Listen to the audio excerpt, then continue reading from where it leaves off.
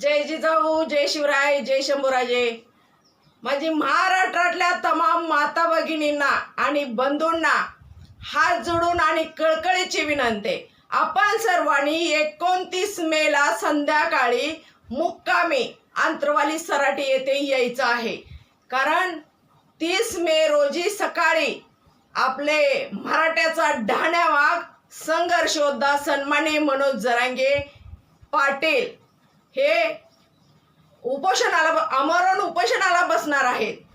तरी आपण सर्वांनी मोठ्या ताकदीनं त्यांना ताकद द्यायची. जसं की आपण मुंबई जाम केलती तसं आता आपण आंतरवाली जाम करायचे आणि आंतरवाली भगवी करायचे.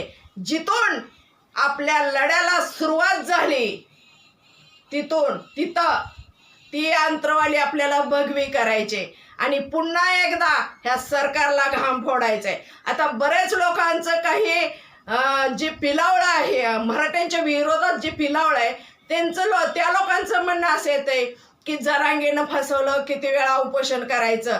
तर भावानो आणि बहिणीनो, आपल्याला जरांगे पाटलांनी फसवलेलं नाही, आपल्याला फसवलंय ते सरकारनं फसवलंय. म्हणून पुन्हा एकदा आपण त्या सरकारला घाम फोडण्याचं काम करण्यासाठी आपण सगळ्यांनी एकजूट व्हायचंय आणि आपली मराठ्यांची ताकद त्या सरकारला दाखवून द्यायची. जो घरात बसला तो मराठा कसला. आणि पुन्हा एकदा त्या सरकारच्या छातीवर बसून आपण आपल्या मागण्या मान्य करून घ्यायच्या त्या.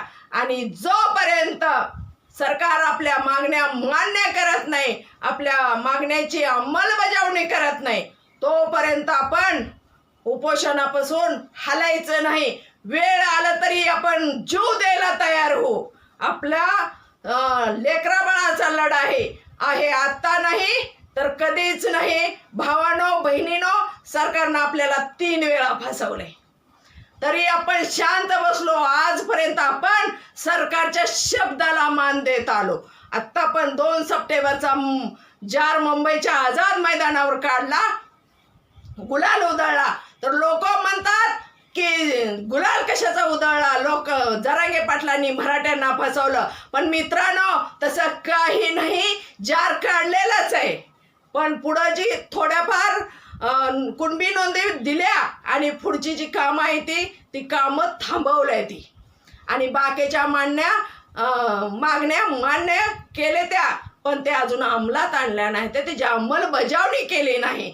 हैदराबाद गॅजेट असेल, मराठी आंदोलकांवरचे खोटे केसेस असतील, किंवा ज्या भावाने आत्महत्या केले त्या त्यांच्या घराला निधी देतो म्हणलं होतं ती दिल्या नाही. त्या ह्या जी काय असेल ती मागण्या, ह्या सगळं आपल्या जर मागण्या मान्य जोपर्यंत होत नाही त्या, तोपर्यंत आपण कुणीही आंतरवाली सोडायची नाही. जोपर्यंत आरक्षण भेटत नाही आता कुणीही फसायचं नाही आणि सरकारच्या भूलथापाला बळी कुणीही जायचं नाही. त्यामुळं आपल्याला सरकारनंच फसवलंय.